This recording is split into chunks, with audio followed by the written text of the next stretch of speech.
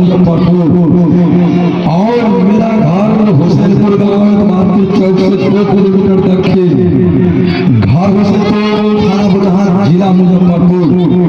हमार लोग कहा करते हैं जितेंद्र भगत जी और हमारे संग में सुपरस्टार गायिका विकास बदर्जी, मुकेश दीवाना और देवेंद्र अलवेला और कारू भाई भी हमारे जोड़े हैं और शिवा मनरिया भी हमारे साथ हो जाते हैं। हम लोग 8 आदमी से राजा दुलारा आज ई पूजा में नहीं है मगर राजा दुलारा हमारे साथ ही मान हो जाते हैं और हम लोग 8 मनरिया के साथ हम लोग पूजा कराते हैं बाबा भैया देवता कहल के।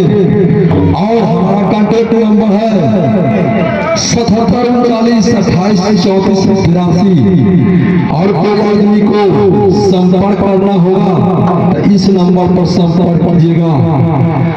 सबसे सुपरस्टार थाना बख्तियारपुर जिला पटना घर सिमरी विकास बदर्जी सुपरस्टार मनरिया।